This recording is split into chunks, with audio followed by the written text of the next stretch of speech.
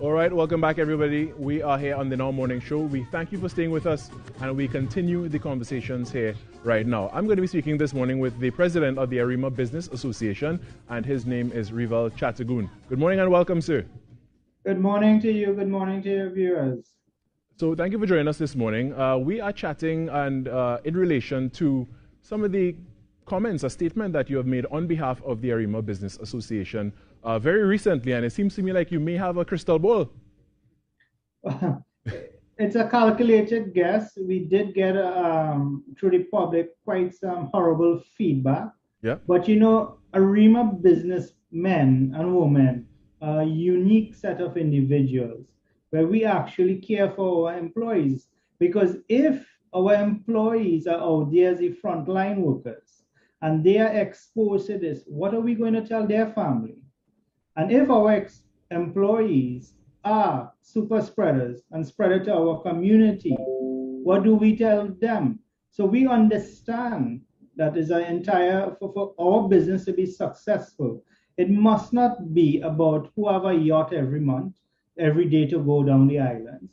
It must not be about who have luxury lifestyle. It has to be about the poor man and everybody, because the Arima business community, as most people will know, is the average business person, is not the very rich or the very powerful or so on. So we actually feel the pinch, and we actually know that is we took the bull by the horns and do what needs to be done.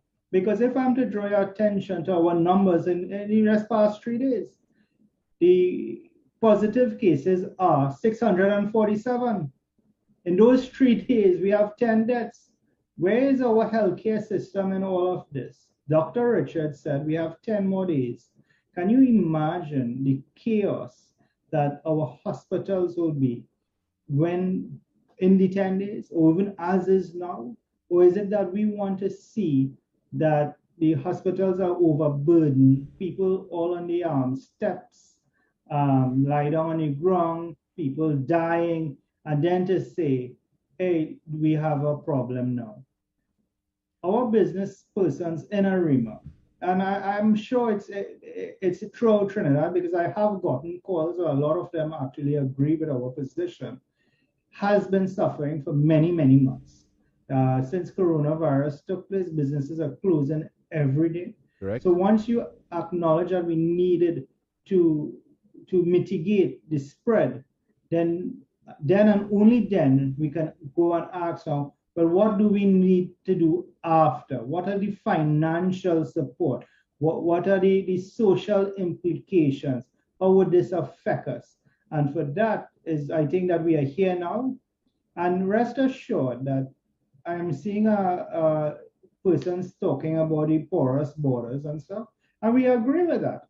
But fixing the porous borders at this particular time does not correct the thousands of people who have coronavirus.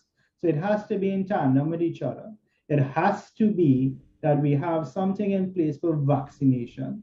We know that the Supermarket Association, amongst other corporate entities, have been talking about having a source of vaccinations. And we just simply asking the government, this is the time to explore it, even if once they meet that the WHO standards and the standards set by these professionals at the Ministry of Health, I think we are on the right path. But we eagerly await this morning to see what the finance minister is going to come with. We can ask for some stuff like the moratoriums last year really cost an arm and a leg. It was ridiculously expensive. Correct. Where we found members who were paying for average $5,000 installment. When we opened back, we're paying $6,000 just for argument's sake. And the reality is that when we do open back, we would not open back with a full bang. It will be cautious. We'll come like we start for the first time, and then it builds. So we need to have at least a 6 to 12-month program for our members and for the entire business community. we probably asking for even the utilities. Maybe now is the best time to reconsider why it is businesses are paying a higher rate for the same exact service.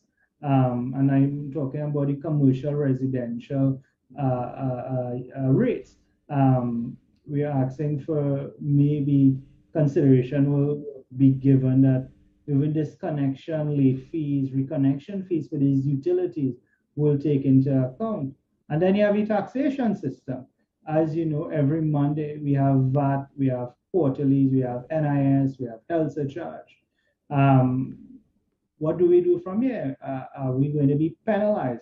We're not saying not to pay, we're just saying that hold your hand on the penalization system until we could put our feet back on the ground.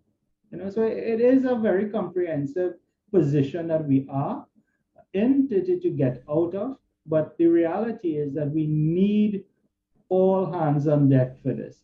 This must not be about political mileage. It must not be about TV ratings. It must be about the lives of our community.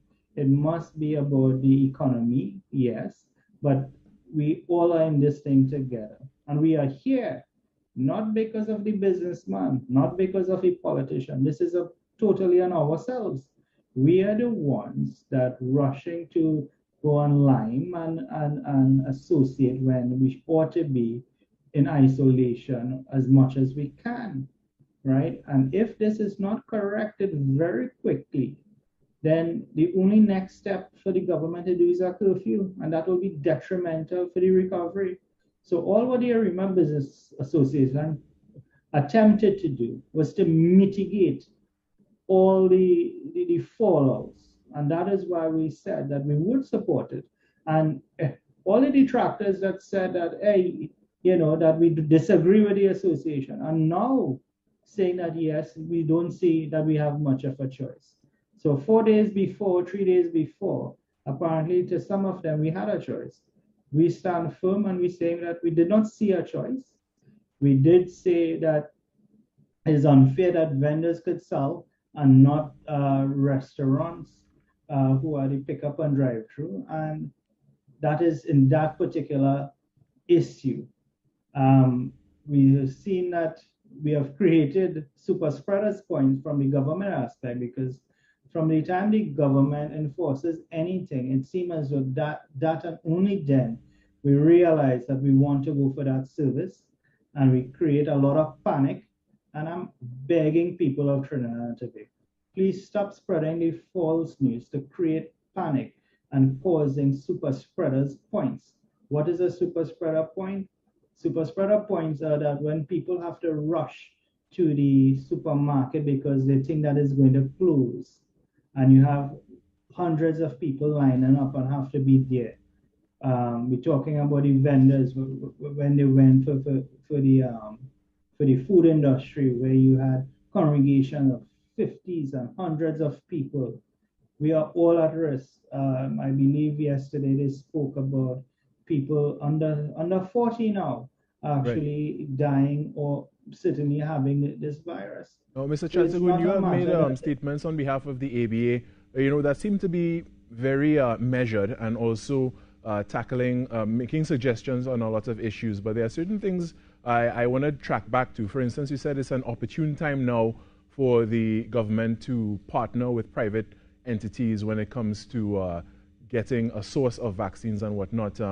In articles that I've read, and I don't know if the stance has changed by many of these suppliers, they are not at this point engaging with private entities, but only through governments and such. How do you suggest the partnership proceed with private sector and the government to make something like this happen, to get more vaccines into the country? So it is as complicated as it is simple. No supplier seems to be based in the public, because I don't have the information, so I am all subjected to be corrected. No supplier seems to be that is going to sell an individual or an entity. That is granted. But if I, for some reason, have access, let me put country first and say, you, Mr. Government, look, this is my supplier, some XYZ Limited. They have a supply of 100,000 or one vaccine. Look, you, Mr. Government, you go and buy it.